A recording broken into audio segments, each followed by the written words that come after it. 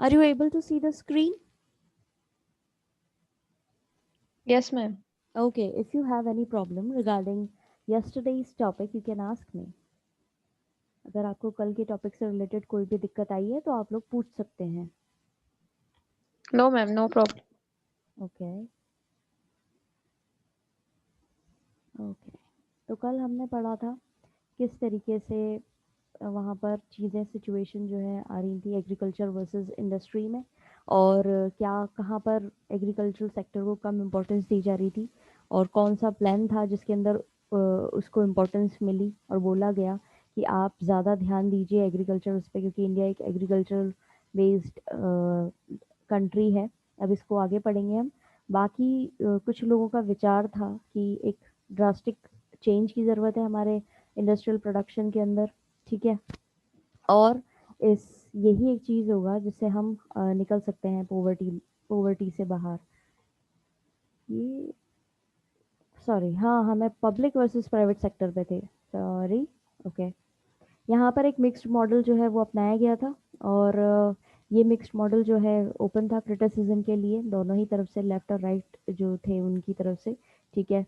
और यहाँ पर क्रिटिक्स जो है वो आर्ग्यू कर रहे थे कि किस तरीके से प्राइवेट सेक्टर को प्रॉपर स्पेस नहीं मिल रही है ग्रो करने के लिए, पब्लिक सेक्टर ने उसको ज़्यादा इम्पोर्टेंस नहीं दी है इस तरीके से. और पब्लिक सेक्टर जो है उसने वही वही चीज़ों पे इन्वेस्ट किया है जहाँ पर उनको दिख पा रहा है प्राइवेट सेक्टर को, मतलब एक प्राइवेट सेक्टर के सामने उन्होंने हर्डल्स क्रिएट कर दिए, ऑब्स्टेकल्स जो है वहाँ लगा दिए हैं. और पब्लिक सेक्टर ने अधिकतर उस फील्ड में ज़्यादा इन्वेस्ट किया है जहाँ पे प्राइवेट सेक्टर के लिए बहुत कम स्कोप बचा था करने के लिए. ठीक है. एक तो पहले उनके लिए लाइसेंसिंग और परमिट्स जो है इन्वेस्टमेंट के लिए वो सिस्टम इंस्टॉल कर दिए पब्लिक सेक्टर ने, यानी कि गवर्नमेंट ने. इस तरह की चीज़ें ले आए कि आपको कोई भी बिज़नेस शुरू करने से पहले लाइसेंस लेना ज़रूरी है, या आपको प्रॉपर अग्रीमेंट जो है वो साइन करना पड़ेगा. इस तरह की चीज़ें जो है आपके साथ में करनी पड़ेंगी. तो ये चीज़ जो है प्राइवेट सेक्टर वालों के लिए बहुत ही ज़्यादा प्रॉब्लमेटिक हो गई थी, और उनका मानना ये था कि गवर्नमेंट जानबूझ करके पब्लिक सेक्टर वाले लोग कुछ लोगों की ये विचारधारा थी कि जानबूझ के पब्लिक सेक्टर इस तरह की चीज़ें कर रहा है जिससे प्राइवेट सेक्टर को ज़्यादा इंपॉर्टेंस नहीं मिले और वो ग्रो नहीं कर पाए. ठीक है. और स्टेट पॉलिसी भी इस तरीके की थी कि उन्होंने एक और स्टेट पॉलिसी लगा दी थी कि आप इम्पोर्ट नहीं करवा सकते कहीं से गुड जो है बाहर कंट्री से नहीं करवा सकते, बल्कि आपको सामान अपने यहाँ पर डोमेस्टिक मार्केट जो है वहीं पर इसको प्रोड्यूस करना पड़ेगा. ठीक है. जिससे आपके सामने कंपटीशन जो है वो भी ज़्यादा रहेगा, मतलब आपको फॉरेन कंट्री से कोई कंपटीशन नहीं रहेगा, और यहीं पे सामान बिकेगा और चीप रेट पे बिकेगा. ठीक है. तो अब मैं आपको इसका एक एग्जांपल देती हूँ आज के अपनी जो चीज़ें हैं उससे रिलेटेड. अब जैसे कि मास्क आ रहे थे अभी पेंडेमिक के दौरान. ठीक है. तो पहले हमारे मास्क मिल रहे थे कितने रुपए के, N95 करके कोई मास्क जो था वो बहुत ज़्यादा पॉपुलर हुआ था. पहले उसकी रेट थी कितनी, 500 भी हुई है, 200 भी हुई है, 100 भी हुई है. धीरे धीरे धीरे धीरे इंक्रीज होती गई है. ठीक है. फिर क्या हुआ, फिर कपड़े के मास्क आने लगे. यहीं पर लोग बाग जो टेलरिंग का काम करते थे उन्होंने मास्क बनाना शुरू कर दिए. 10-10, 20-20, 30-30, ज़्यादा से ज़्यादा 50 रुपए के वो मास्क बिकने लगे. क्या हुआ, एक तरीके से जब ये चीज़ यहीं पे प्रोड्यूस होने लगी तो क्वालिटी की बात हटा दी जाए तो रेट तो कम हुई. ठीक है. उस ज़माने में भी यही किया जा रहा था, बाहर से जो चीज़ें आ रही थी उनको बंद कर दिया गया था थोड़े समय के लिए, और बोला गया था कि डोमेस्टिक इंडस्ट्री यानी जो घर के, मतलब एक होता है ना डोमेस्टिक इंडस्ट्री, दो तरह की इंडस्ट्री होती है, एक तो हैवी इंडस्ट्री होती है और एक डोमेस्टिक स्मॉल स्केल इंडस्ट्री होती है. तो डोमेस्टिक इंडस्ट्री जो होती है वो स्मॉल स्केल इंडस्ट्री की कैटेगरी में आती है, और यहाँ पे यानी ये किसी देश के अंदर जो काम हो रहा है लोगों के घरों में उसको डोमेस्टिक इंडस्ट्री के तौर पर देखा जाता है. तो यहाँ पे भी यही चीज़ की जा रही थी, बाहर से सामान लगा मंगाना बंद कर दिया गया था, और बोला गया था कि आप अपने ही देश के अंदर उस सामान को प्रोड्यूस कीजिए. उससे क्या हुआ था, उनकी क्वालिटी जो है वो भी थोड़ी कम हो गई थी, और उनकी जो प्राइस थी वो भी कम हो गई थी. तो क्या हो रहा था, जब सब लोग एक ही काम करने लग जाते हैं तो क्या होता है, कंपटीशन जो है एक तरीके से देखा जाए तो ज़्यादा होना चाहिए, लेकिन यहाँ पर इसका मतलब इस तरीके से समझाया गया है कि फॉरेन की कंट्री से हमारा कोई कंपटीशन नहीं बचा था, हमारे आपस में ही था, और वो भी चीप लेवल पे हो रहा था, मतलब चीपर हो गई थी क्वालिटी. ग्रोथ की उम्मीद जो है वो बहुत कम हो गई थी। अब हम इसको लाइन टू लाइन पढ़ेंगे, ठीक है। पब्लिक वर्सेस प्राइवेट सेक्टर, इस पैराग्राफ से शुरू करेंगे। ये 3 लाइनें कल हमने पढ़ ली थी, वापस से यहीं से शुरू करेंगे। A mixed model like this was open to criticism from both the left and the right. एक मिक्स्ड मॉडल जो लिया गया था जिसमें सोशलिस्ट और कैपिटलिस्ट दोनों ही चीज़ें ली गई थी, वो ओपन था क्रिटिसिज्म के लिए, यानी आप उसकी आलोचना कर सकते थे। Critics argued that the planners refuse to provide the private sector with enough space and the stimulus to grow. Critics critics जो थे, आलोचक जो थे, उन्होंने क्या किया, उन्होंने बहस करी, उन्होंने आर्ग्यू किया कि इनको प्लानर्स जो है उन्होंने प्रॉपर स्पेस नहीं दी है प्राइवेट सेक्टर को जिससे वो ग्रो कर सके। The enlarged public sector produced powerful vested interest that created enough hurdles for private capital, especially by way of installing systems of licenses and permits for investment. और यहाँ पे ये बोला जा रहा है कि ये एनलार्ज यानी जो बहुत ही बड़े लेवल पर पब्लिक सेक्टर जो है उसने ज़्यादा से ज़्यादा कहाँ इन्वेस्टमेंट किया है, उस एरिया के अंदर इन्वेस्ट किया है जहाँ पर हम प्राइवेट सेक्टर के लिए प्रॉब्लम्स क्रिएट कर सकें। आम भाषा में आपको मैं समझा रही हूँ, जहाँ पर प्राइवेट सेक्टर को ज़्यादा उम्मीद नहीं मिले ग्रो की, वहाँ पर पब्लिक सेक्टर ने पूरा अपना ध्यान दिया है। ये कौन कह रहा है, ये क्रिटिक्स आलोचक जो है वो कह रहे हैं। और स्पेशली किस तरीके से इन्होंने ये काम किया है, प्राइवेट सेक्टर की ग्रोथ में कैसे इन्होंने ऑब्स्टेकल क्रिएट किया है, वो किया है जो अलग अलग सिस्टम इन्होंने लागू कर दिए हैं लाइसेंस वाले, और इन्वेस्टमेंट के लिए जो आपको परमिट चाहिए होता है वो क्रिएट करके इन्होंने प्राइवेट सेक्टर के लिए प्रॉब्लम क्रिएट कर दी है। Moreover, the state's policy to restrict imports of goods that could be produced in the domestic market with little or no competition left the private sector with no incentive to improve their products and make them cheaper. इससे ज़्यादा state ने ऐसी policy लगा दी थी, restrict कर दिया था कि आप बाहर से सामान नहीं मंगा सकते, और जिसको आप प्रोड्यूस कर सकते हैं अपने मार्केट में जहाँ पर बहुत कम या थोड़ा सा या बिल्कुल भी कंपटीशन जो है बचेगा नहीं प्राइवेट सेक्टर के अंदर, जहाँ पे आपको कुछ इम्प्रूवमेंट के चांसेस नहीं मिलेंगे, आप अपने प्रोडक्ट्स को इम्प्रूव नहीं कर सकते, और उनको आपको क्या करना पड़ेगा, चीपर करने, मेक देम चीपर, उनको बहुत ही सस्ता बेचना पड़ेगा। अब क्या होता था, पहले ये लोग क्या करते थे, बाहर से सामान मंगा करके उस पर थोड़ा और टैक्स लगा करके या उसमें थोड़े मॉडिफिकेशन करके या कुछ और ऐड करके उसको बेचा करते थे, या सिंपली बाहर से कुछ चीज़ कच्चे रॉ मटेरियल के तौर पर मंगा ली और फिर उसको यहाँ पर डेवलप करके उससे कोई चीज़ बना करके बेचते थे, ठीक है।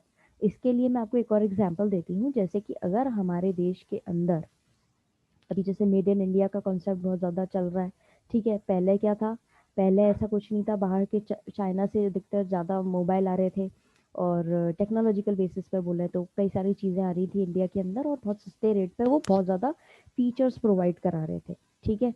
और इंडिया की कोई भी ऐसी मोबाइल कंपनी नहीं थी जो प्रॉपर स्टैंड ले पाए, ठीक है। सब अधिकतर बंद हो चुकी थी या बहुत ही कम उनका प्रॉफिट मार्जिन रह गया था। अधिकतर या तो चाइनीज़ था या कोरियन था, सैमसंग हुआ जैसे कि वो चाइनीज़ नहीं है, वो कोरियन बेस्ड है, ठीक है। या फिर अमेरिकन बेस्ड एप्पल आईफोन हो गए, ये जो है इस तरह की छोटी छोटी चीज़ें चल रही थी। और चाइना से रिलेटेड तो कई सारी हैं, कई सारी कंपनियों के नाम आपको मिल जाएंगे, लिस्ट निकालेंगे तो क्या हुआ, अब इंडिया के अंदर ये बात जो है, जब इन्होंने चाइना से प्रॉब्लम शुरू हुई हमारी बॉर्डर ऑफ लाइन पे कंट्रोल पे, तब यहाँ पर बोला गया अब मोबाइल को लेकर के डेवलपमेंट वापस से शुरू हो रहा है धीरे धीरे। कुछ कंपनीज हैं जो वापस से इम्प्रूव कर रही हैं कि अब हम हमारे इंडिया के अंदर ही दोबारा से अच्छे लेवल पे और एक फीजिबल, एक अफोर्डेबल रेट पर अच्छे मोबाइल प्रोवाइड करवाएंगे, ठीक है। तो ये क्या हुआ, ये डोमेस्टिकेशन ही हो रहा है, लेकिन ये क्यों हो रहा है, इसका रीज़न खैर आज के रीज़न जो है वो थोड़ा सा अलग है। उस समय में ये रीज़न था कि ये प्राइवेटाइजेशन जो है उसको कम, उसका कम करना चाह रहे हो, ये आलोचकों का कहना था, जो क्रिटिक्स थे उनका कहना था कि पब्लिक सेक्टर ने ज़्यादा स्पेस ही नहीं दिए प्राइवेट कंपनीज को कि वो ग्रो कर पाए उस जमाने में। समझ में आया?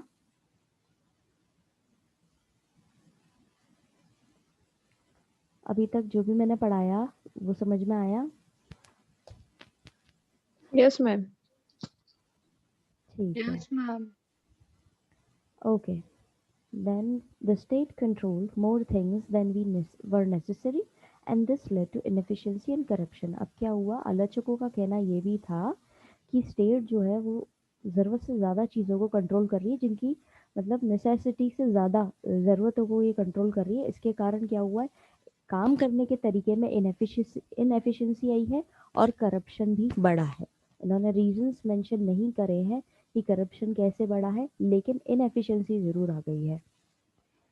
अब क्या होता है, जब हमारे यहाँ पर ज़रूरत से ज़्यादा लोग बाग एक ही चीज़ बनाने लगते हैं तो क्या होता है, उसकी क्वालिटी डाउन हो जाती है, तो उससे इनएफिशिएंसी आ जाती है, ठीक है, और करप्शन भी बढ़ जाता है।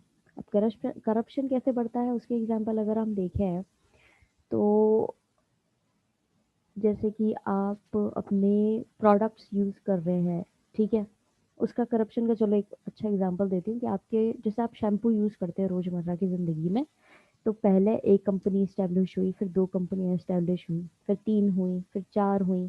अब कौन-सा मार्केटिंग जो है ना उसके हिसाब से बता रही हूँ मैं, मार्केटिंग जिसकी ज़रूरत से ज़्यादा होती है, उस चीज़ का आप एक तरीके से कह सकते हैं कि मार्केटिंग प्लेटफ़ॉर्म पर जाकर के आदमी जो जो प्रोडक्ट बेचना चाह रहा है अपना ज़्यादा, वो क्या करता है, करप्शन फैलाने के लिए एक अमाउंट जो है वो प्रोवाइड कराएगा। ठीक है, कि आप मेरा प्रोडक्ट जो है वो ज़रूरत से ज़्यादा दिखाएँ, आप यूट्यूब खोलें तो कोई भी वीडियो चलने से पहले मेरा वो होना चाहिए। मार्केटिंग का भी कुछ प्रॉपर पैरामीटर्स होते हैं, जिसके तहत आपको काम करना होता है। लेकिन क्या पैसे खिला करके वो ज़रूरत से ज़्यादा मार्केटिंग होती है, जहाँ पे जैसे होर्डिंग लगाना अलाउ नहीं है, कई बार ऐसी जगह भी होती है जहाँ पे अलाउ नहीं होता, लेकिन वहाँ पे भी पैसे खिला करके होर्डिंग्स जो है लगवा दी जाती है कि जिससे ज़्यादा से ज़्यादा लोगों को ये चीज़ पहुँचे और क्या कहते हैं, मेरा प्रोडक्ट बिके, सॉरी। अब जो पैसे इन्वेस्ट कर सकते हैं ज़रूरत से ज़्यादा, ठीक है, वो तो ये चीज़ करवा लेते हैं, लेकिन भले ही उनकी क्वालिटी इतनी इम्प्रूव्ड नहीं हो, और जो नेचुरल चीज़ें वाले होते हैं, अब कई नेचुरल बेस्ड शैम्पूज भी होते हैं, उनको उनके पास इतनी मार्केटिंग के लिए पैसा नहीं है, खिलाने के लिए भी पैसा नहीं है, करप्शन कराने के लिए भी पैसा नहीं है, तो वो कहीं बेचारे इस चीज़ में पीछे रह जाते हैं। इस तरीके से करप्शन जो है वो भी बड़ा है, ठीक है। अब क्रिटिक्स जो हैं, उन्होंने उनका मानना ये भी था कि इन्होंने प्रॉपर स्पेस तो दी नहीं है, और साथ ही साथ इन्होंने ज़रूरत से ज़्यादा खर्चा किया है फालतू की चीज़ों पे, और जहाँ उनको खर्चा करना चाहिए था वहाँ पे इन्होंने ध्यान दिया ही नहीं है। ये लोग आलोचक जो हैं ये स्टेट की पॉलिसीज़ के लिए कह रहे हैं, जो पब्लिक सेक्टर है उनके लिए कह रहे हैं कि इन्होंने पब्लिक एजुकेशन और हेल्थ केयर पे खर्चा किया ही नहीं है, और उन एरियाज़ में दखल अंदाजी करी है जहाँ पे प्राइवेट सेक्टर जाने के लिए तैयार ही नहीं था, यानी कि वहाँ पे प्राइवेट सेक्टर रेडी ही नहीं था, वहाँ पे इन्होंने अपनी दखल अंदाजी करके उसका ग्रोथ और रोक दी है। इस तरीके से बोला जा रहा है कि स्टेट जो है प्राइवेट सेक्टर को जो प्रॉफिट कमाना चाहिए वो प्रॉपरली वो नहीं कमा पाए, क्योंकि स्टेट की पॉलिसीज, सॉरी पब्लिक सेक्टर की जो पॉलिसीज है वो कहीं ना कहीं लैग कर रही थी। जहाँ गरीबों की मदद करनी चाहिए थी, वहाँ पे स्टेट जो है नई, उन्होंने एक मिडिल क्लास करके नई एक शुरू कर दी थी, जहाँ पर कुछ लोग जो हैं वो हाई सैलरीज, अच्छी सैलरीज उनको मिल रही थी और वो ज़्यादा रिस्पॉन्सिबल भी नहीं थे, और पॉवर्टी जो है वो इस पीरियड के दौरान कम नहीं हुई, ठीक है, और उसका प्रोपोर्शन जो है वो बढ़ता ही रहा। ठीक है, अब इस पैराग्राफ को हम लाइन टू लाइन पढ़ेंगे तो आपको और अच्छे से पिक्चर क्लियर होगी, समझ में आएगा। Then there were critics who thought that the state did not do enough. अब वहाँ पर कुछ ऐसे क्रिटिक्स भी थे जिनका मानना था कि स्टेट ने प्रॉपर मेजर्स नहीं लिए हैं। They pointed out that the state did not spend any significant amount for public education and healthcare. उन्होंने पॉइंट आउट किया कि स्टेट ने प्रॉपर खर्चा नहीं किया है पब्लिक एजुकेशन पे और हेल्थ केयर पे। पब्लिक एजुकेशन यानी समाज को पढ़ाने लिखाने के लिए उन्होंने इंस्टीट्यूट्स और स्कूल्स नहीं ओपन किए, ना ही उन्होंने डिस्पेंसरीज और हॉस्पिटल्स पे ज़्यादा ध्यान दिया।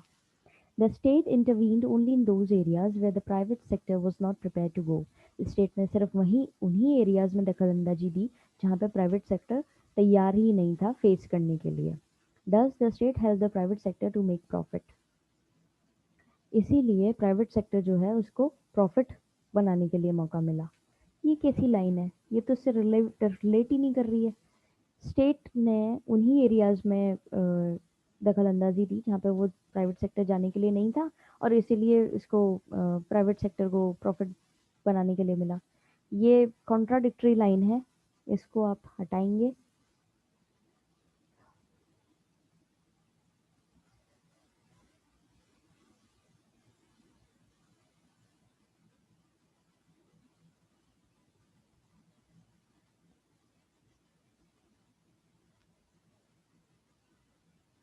Also, instead of helping the poor, the state intervention ended up creating a new middle class that enjoyed the privileges of high salaries without much accountability. और इसके साथ में उनका ये भी कहना था कि इन्होंने गरीबों की मदद करने की बजाय स्टेट ने इस तरह की एक नई मिडिल क्लास करके कैटेगरी जो है शुरू कर दी। मतलब एक उनको ही हो गया, ना तो वो अमीरों की कैटेगरी में आते हैं ना वो गरीबों की कैटेगरी में आते हैं।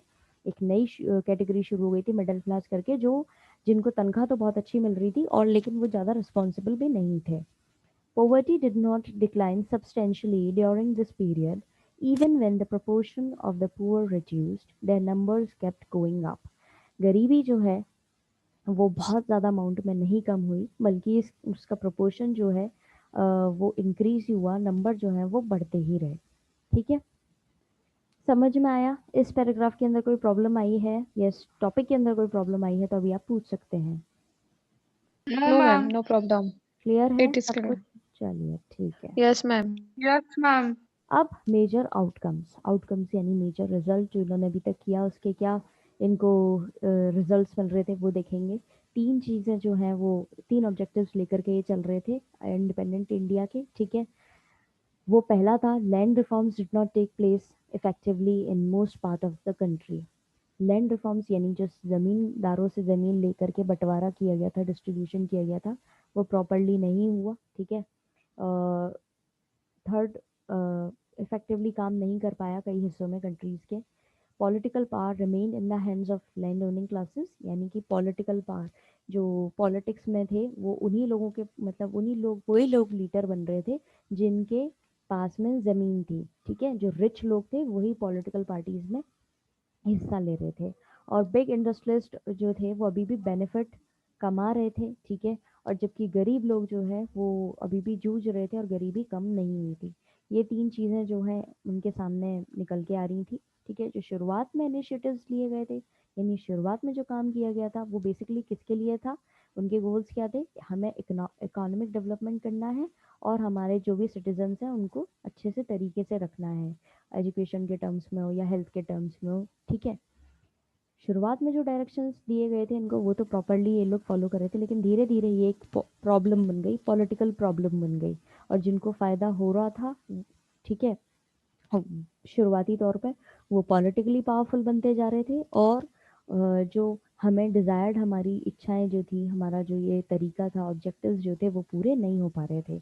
यानी कहने की बात यहाँ पर सिर्फ इतनी है कि जो तरीके से काम हो रहा था, फर्स्ट जो हमारी प्लानिंग कमीशन को बैठाया गया था, उसका जो काम था, मेन ऑब्जेक्टिव्स जो थे वो शुरुआती समय में थोड़े बहुत पूरे हो रहे थे और धीरे धीरे धीरे धीरे वो भी कहीं ना कहीं मिसप्लेस हो गए थे।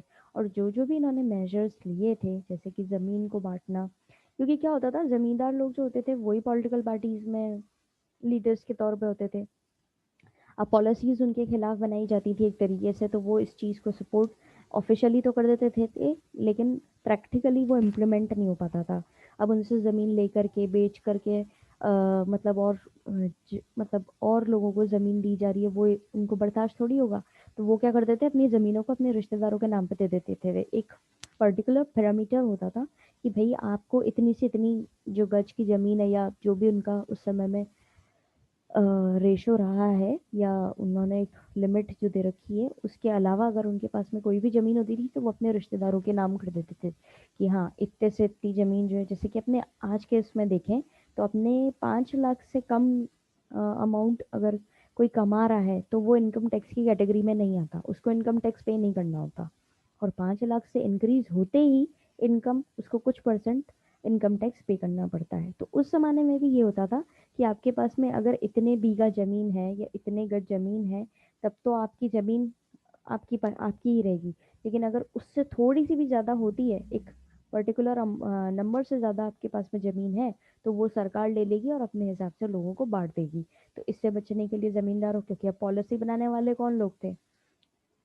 उनके साथ में काम करने वाले ये जमींदारी लोग थे, पॉलिटिकल पार्टी का इनको सपोर्ट हुआ करता था, ये फंडिंग करते थे पॉलिटिकल पार्टी की, तो इनको सारी पॉलिसीज़ के बारे में पता होता था। तो पॉलिसीज़ जो हो रही है उनके तोड़, उनके कोई चीज़ बनाई जा रही है तो उसका कोई ना कोई सोल्यूशन भी तो होता ही है ना हर तरीके से, भले ही वो वैलिड नहीं हो। तो यहाँ पे भी वही होता था।